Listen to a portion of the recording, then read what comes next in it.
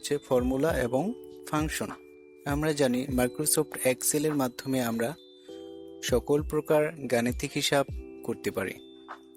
এই সকল গাণিতিক হিসাব বা ম্যাথমেটিক্যাল ক্যালকুলেশন করার জন্য আমরা ফর্মুলা এবং ফাংশন ব্যবহার করি। ছোট ছোট গাণিতিক হিসাব, যেমন একটি সংখ্যার সাথে আরেকটা সংখ্যা যোগ, বিয়োগ, পূরণ, ভাগ, এসব করার জন্য আমরা কি করতে পারি? ফর্মুলা ব্যবহার করতে পারি। কিন্তু বড় বড় গাণিতিক হিসাব, যেমন কোনো কোম্পানির কর্মীদের বেতন, তারপর একটি স্কুলের ছাত্রছাত্রীদের রেজাল্ট শিট তৈরি করা ইত্যাদি বড় বড় গাণিতিক হিসাব করার জন্য আমাদের ফাংশন ব্যবহার করতে হয়। এখন আমরা শিখব কিভাবে ফর্মুলা ব্যবহার করে আমরা যোগ, বিয়োগ, ভাগ, পূরণ করতে পারি। ছোট ছোট যোগ, বিয়োগ, ভাগ, পূরণ করতে পারি। ফর্মুলা বা ফাংশন নিয়ে কাজ করার পূর্বে আমাদের একটা বিষয় ভালোভাবে মাথায় নিতে হবে যে ফর্মুলা এবং ফাংশন দুটোটাই শুরু হয় সবসময় এই ইকুয়াল সাইনটা দিয়ে। ফর্মুলা এবং ফাংশন নিয়ে কাজ করার পূর্বে অবশ্যই আমাদের প্রথমে এই ইকুয়াল সাইনটা দিয়ে নিতে হবে, তারপর আমাদের ফর্মুলা বা ফাংশন শুরু হবে। এখন আমরা ফর্মুলা ব্যবহার করে একটি যোগ করব। তাহলে যে কোনো একটা সেলে আমি প্রথম কি করলাম? ইকুয়াল সাইনটা দিলাম। আমি একটা সংখ্যা লিখলাম, তারপর আমরা যোগ, বিয়োগ, ভাগ, পূরণ এই চিহ্নগুলো কোথায় পাবো? এই চিহ্নগুলো আমাদের কিবোর্ডের নিউমেরিক কিতে plus, minus, asterisk sign, divided sign ইত্যাদিকে আমরা যোগ, বিয়োগ, ভাগ, পূরণ হিসেবে ব্যবহার করতে পারি। আমরা এখান থেকে একটি সংখ্যা লিখলাম, লেখার পর আমরা প্লাস সাইনটা দিলাম, তারপর আমি আরেকটা সংখ্যা লিখলাম, লেখার পর সরাসরি আমরা কিবোর্ডের এন্টারে চাপ দেব, তাহলে আমাদের যোগফলটা এসে পড়ল। এই হচ্ছে আমাদের যোগফলটা। একইভাবে আমরা যদি একটি সংখ্যা থেকে আরেকটি সংখ্যা বিয়োগ করতে চাই, তাহলে কি করব? সমান চিহ্ন দিলাম, একটি সংখ্যা লিখলাম, তারপর আমরা বিয়োগ চিহ্ন দিলাম, আরেকটি সংখ্যা লিখলাম, তারপর আমরা কি করব? কিবোর্ডের এন্টার এ চাপ দিব। চাপ দিলে আমাদের কি হচ্ছে? বিয়োগফলটা এসে পড়ছে। ওকে, এ হচ্ছে আমরা মোটামুটি এভাবে যোগ, বিয়োগ, ভাগ, পূরণ করতে পারি। এখন আমরা দেখব এখানে আমি কয়েকজন স্টুডেন্টের কয়েকটা বিষয়ে প্রাপ্ত মার্ক লিখে রেখেছি। যোগ, বিয়োগ, ভাগ, পূরণ করার মাধ্যমে এগুলো আমরা শিখব কিভাবে ফর্মুলা ব্যবহার করে আমরা এগুলা থেকে যোগ, বিয়োগ, ভাগ, পূরণ করতে পারি। আমরা দেখি, যেমন বাংলা বিষয়ে কয়েকজন ছাত্রের প্রাপ্ত মার্ক এখানে আমার আছে। আমি চাচ্ছি এখানে মার্কগুলার টোটাল মার্ক সবই মিলে কত মার্ক পেয়েছে। আমরা এই যোগটা ফর্মুলা ব্যবহার করে করব। তাহলে ফর্মুলা ব্যবহার করে করতে গেলে আমাকে প্রথমে দিতে হবে কি? এই সমান চিহ্নটা। সমান চিহ্ন দিলাম, তারপর প্রথম হচ্ছে এটা আসলো, তারপর আমি কি দিব? প্লাস সাইনটা দিব, তারপর পরেরটায় ক্লিক করলাম, প্লাস সাইন দিলাম, তারপর পরেরটা ক্লিক করলাম, হয়ে গেছে। আমি এভাবে দেওয়ার পর আমি কি করব? জাস্ট কিবোর্ডের এন্টারে চাপ দিব। কি হলো? আমার এই সংখ্যাগুলোর যোগফল আমার নিচে এসে পড়লো। এই হচ্ছে যোগ করা। এখন দেখেন এই ফর্মুলাটাকে আমরা কিভাবে এখানে ফিল হ্যান্ডলিং করতে পারি। আমাদের প্রতিটা করে এইভাবে আমাদের যোগটা করা প্রয়োজন নেই। এজন্য আমাদের কি করতে হবে? এই যোগফলটাতে ক্লিক করতে হবে। ক্লিক করার পর আমি এই বিষয় এবং এই বিষয়ের যোগফলগুলোও চাচ্ছি, টোটাল মার্কটা আমি চাচ্ছি। জাস্ট আমরা এই ফিল হ্যান্ডলিং টুলটাতে ক্লিক করলাম এবং এটাকে আমরা এদিকে টেনে দিব। টেনে দিলে আমাদের কি হচ্ছে? এই যোগফলটা এখানে এসে পড়তেছে। এই হচ্ছে আমাদের ফর্মুলা ব্যবহার করে এক বা একাধিক সংখ্যার যোগ করা।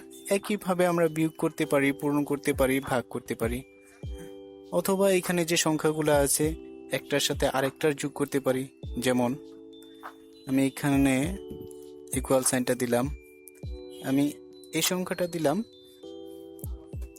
তারপর আমি কি করলাম, প্লাস সাইনটা দিলাম। আমি চাইছি এটার সাথে এটা যোগ করার জন্য দিলাম।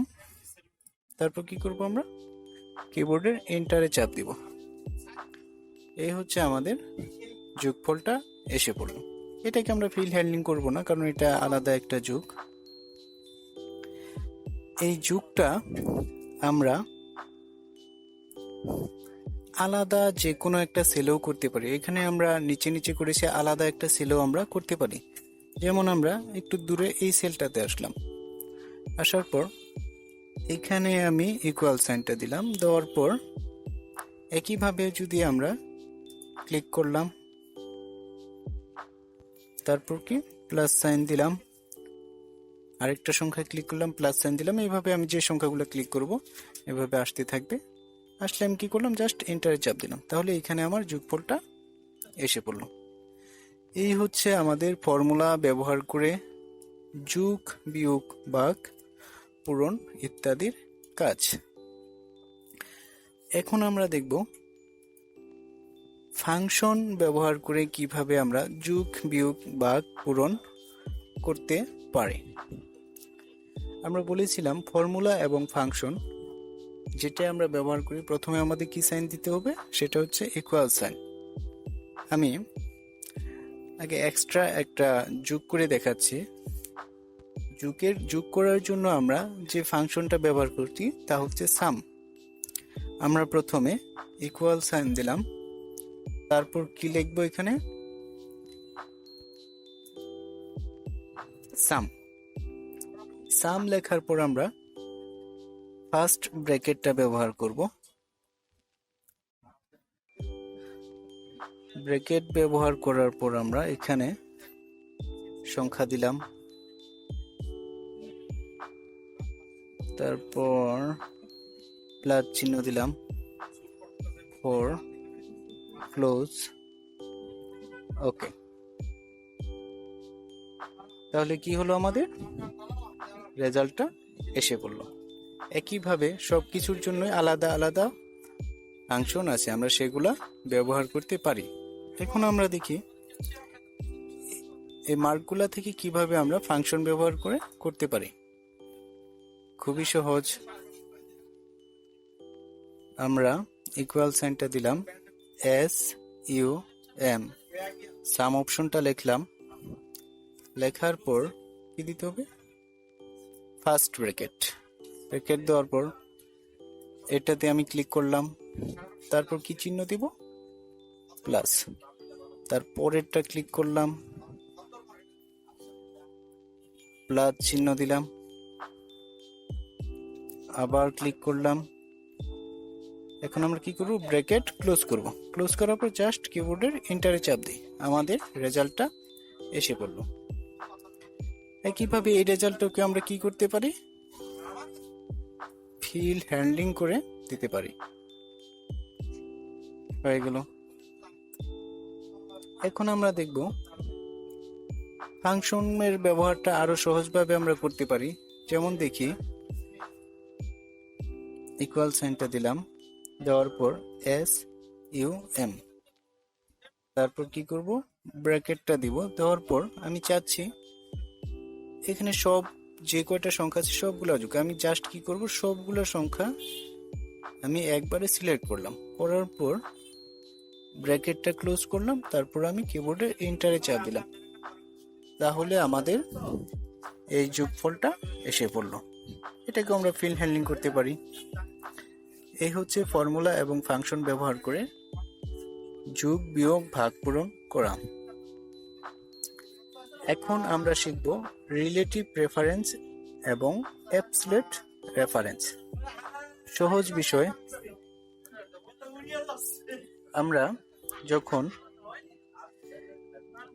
পাশাপাশি এই নিচের ঘরটাতে বা পাশের ঘরে আমরা কোনো যোগ, বিয়োগ, ভাগ, পূরণের ফলাফল নিয়ে আসি, তখন সেটাকে আমরা রিলেটিভ রেফারেন্স বলি। যদি এইখানে আমি যোগফলটা বা যে কোনো ভাগফল বার করি, তাহলে সেটা হবে রিলেটিভ রেফারেন্স। কিন্তু যদি আমি এইখানে ফাংশন অথবা একটু দূরে এখানে বা এইখানে বা এখানে ফাংশন বা ফর্মুলা ব্যবহার করে এইখানের কোনো সংখ্যার যোগ বিয়োগ ভাগফল ফলাফল বের করি, তাহলে কি সেটাকে বলা হয়, সেই রেজাল্টটাকে বলা হয় অ্যাবসলিউট রেফারেন্স।